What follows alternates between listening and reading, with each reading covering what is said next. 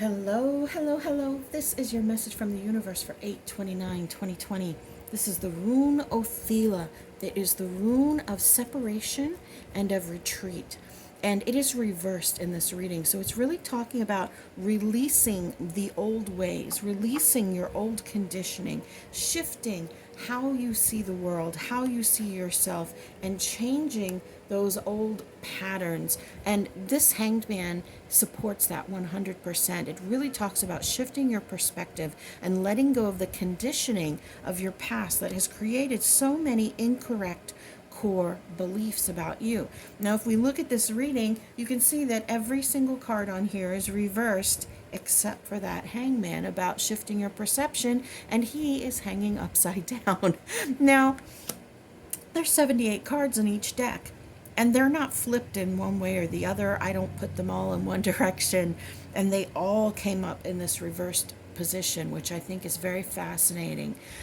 So on the TikTok reading that I do every day, today's I spoke about how this reading has two very distinct interpretations. And one interpretation is really about your relationships with others, and one is more about your business slash career slash general progress in life.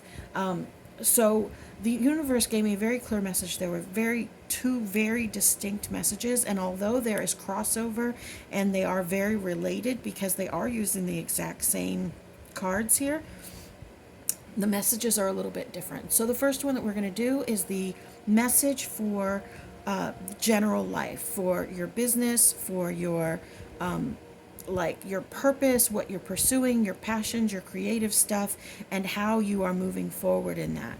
So when we look at that, this Othila still says to shed old conditioning and the old ways of thinking about things, as well as the Hanged Man is talking about that.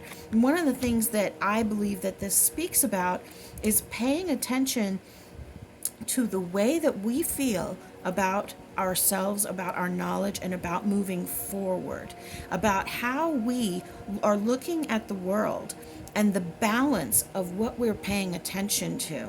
This Six of Coins talks about the balance in a relationship, the balance in your attention and what you are giving attention to. Are you giving more attention to the thought, I'm not smart enough to do this? Or are you giving more attention to the thought, I can do this? Now, I always speak about this in my shows, that these beliefs that come up over and over again about ourselves, these negative thoughts, these thoughts of not being good enough, they come up over and over again because they come from unhealed places, from incorrect core beliefs that are within us. And I always suggest that we have a counter script ready. When we are self aware enough to pay attention to the patterns in our lives and the thoughts that present themselves over and over again, just because a thought pops up does not mean that it is truth. Just because a thought pops up doesn't mean that it's your truth. It doesn't even mean that that belief came from you. It could have been implanted by someone years ago who didn't even mean it, some offhanded comment because you couldn't figure out how to add 2 plus 2 when you were 4 years old. These incorrect core beliefs about us being smart, us being strong, us being beautiful, us being a good person, they come up in many different ways in our lives. And unless we start paying attention to the pattern, we are not going to be able to break that cycle. So when one of those thoughts comes up of I'm not smart enough to do this, I'm not strong enough to do this, I'm going to fail, I always fail, things like that. It's always good to have a counter script available right away. Recognize the pattern and then say the opposite. If it's I'm not smart enough, you would say I am smart enough to get this, and I am going to work and put in the knowledge, put in the time to read up and to learn everything I can about this so that I have that knowledge. Because being smart and not having knowledge are not the same thing. Then you pair that with an action. So if your thought was, I'm not smart enough, you say, yes, I am. I'm learning every day and I'm becoming smarter about this topic every single day. Then you do something that reinforces that, whether it's marketing your business for a few minutes, whether it's picking up one of those books that you've been reading. You do an action to cement, to ground that new perspective that you are shifting into of I'm learning every day, right? So this I'm learning every day thought becomes your new perspective. And recognize that you can't start in 8th grade. You have to learn from the ground up. I'm doing the same thing when it comes to business and money and stocks. And I have a little bit of experience with taxes because I've been filing my own for many years. But I'm learning about all these things that have to do with the business side of stuff. So you can't start at 8th grade. You have to start at kindergarten, or you have to start even at pre-K. And if the thing that you're reading or the knowledge that you're trying to gain is going over your head, go a little simpler. Start with something a little bit more simple. There's a million resources out there. You don't have to use the one that everyone recommends just because everyone recommends it. In that, recognizing the balance of what you're putting your focus on, be accountable for what it is you're putting your focus on. And that's what we were just talking about. Be accountable for the fact that you keep trying to feed yourself 8th grade knowledge when you're only on a 1st grade level. And there's nothing wrong with that. But be accountable for the fact that you are self-sabotaging. You are manipulating the situation so that you can continue to believe your incorrect core belief of I'm stupid. And we will manipulate ourselves. We will also purposefully overcommit and over engage ourselves in something when we don't have the proper knowledge so that it purposefully fails, even though we don't recognize that we're doing that. This Chariot talks about moving forward, but in this situation it's reversed. And it's reversed because you need to take the time to address these patterns. You need to take the time to shift that perspective. Because if you don't, then what you're going to do is you're going to head right down the same road you always did to the outcome that you keep telling yourself that you're going to go to, that you're going to fail, or that you're not smart enough. If you don't take the time to shift your perspective or to change the road that you're on or to shift the GPS, then you're going to keep going down the same road and you're going to get the same exact outcome, which is a self-fulfilling prophecy because you believed that you weren't smart enough. And then exactly what you were worried about happening happens.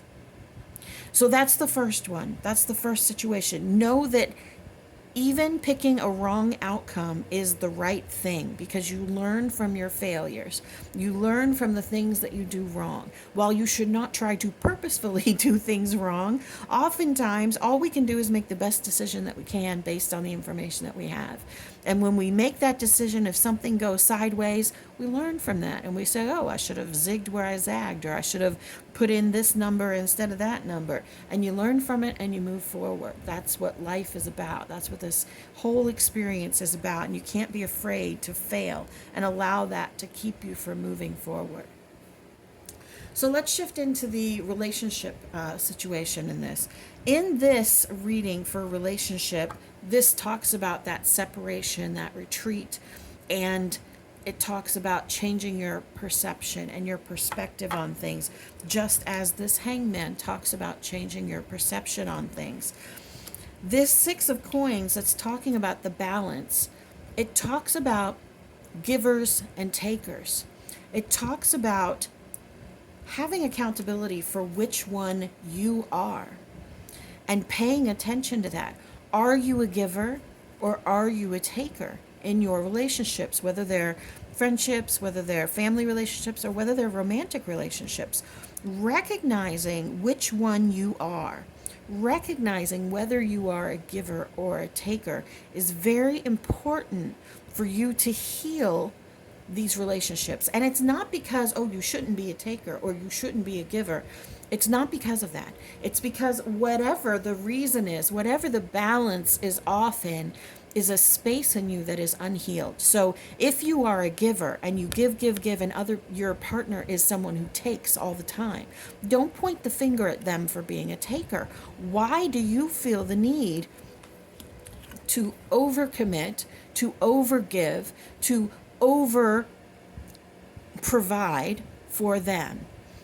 Is it a space in you that is thinking that If I just give enough, they will love me in the way that I need to be loved, or in the way that I will feel it.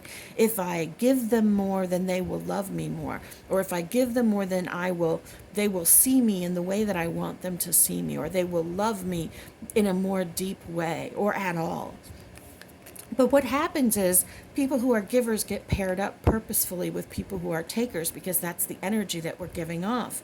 And so the people who are takers don't realize that they're taking usually. That is a subtle manipulation on their part usually. And we're also manipulating because we are on this side doing everything we can to earn their love through our actions. And that's not really how it works. So what we have to do is take a very close look at that and shift our perspective of that. And what we have to do is we have to heal our situation. We have to heal that space in us that feels the need to give, to earn that love. We have to change our direction. We have to take a moment to recognize that. Now, if we are the taker in the situation, if we are the person who is often taking, that is a very hard thing to be accountable for, because we look around and we may not have even recognized that that's what we were doing. We may not have even recognized that we were manipulating people because we felt entitled to it because of some sense of victimization. You owe me this because of what I've been through. People owe me this because of what I've been through. You need to earn my love because I've been hurt so much in the past. We have to shift our perspective on that and be willing to see ourselves very, very clearly in this situation, because it all comes from an unhealed place in you. It all comes from this space of a lack of balance in our lives. Now, you notice that this one was flipped upside down, and it was actually reversed upside down. Everybody pulls their tarot cards differently, and you'll notice that some use the flip out technique when they jump out. Those are the ones they use. Some people don't use those at all. For me, the cards flip to this side up in the deck as I'm shuffling, and they'll just bloop, flip themselves over. But I do get some jump out sometimes. Now, this one jumped out in that spot as I was going to fill that spot, because I do these in a particular order, but it came out face down. And it came out face down because it is supporting this entire reading, okay? Especially on the relationship side. When we look at our own behavior, it can be very difficult. When we shift our perspective and become self-aware and aware of our own conditioning that we are looking to break, right? It can be incredibly difficult. And it is obvious to us once we do that we've not been using our intuition, that we have not been leaning into the new tools that we have been learning in our spiritual practice. And it's because many things in our human makeup are hidden from us. But it is very important for us to use our intuition in our new experience of being human through this awakening, because there is a part of you that knows that you are not on the right path.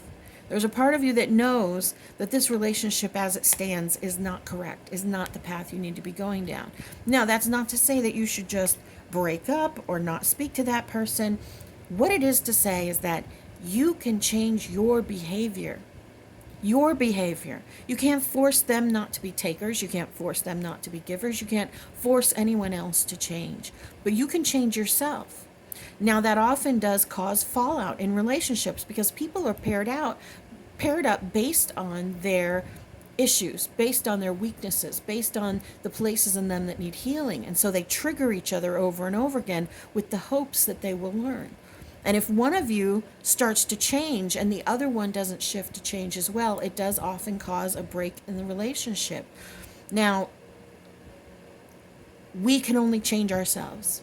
And then we get to choose whether or not we stay. If that person changes or doesn't change. Because it's okay to stay with someone who doesn't wake up, as long as you will accept them exactly as they are. And accept yourself for making that decision. Use your intuition. Lean into your spiritual teachings and know that through all of this, everything that happens is for your benefit. Everything that happens is for you to learn. You chose to be here and to go through these things, no matter how bad they are, based on past lives, based on what you wanted to learn in this lifetime, based on services that you wanted to provide to someone who comes into your life. You are beloved. You matter. You are loved.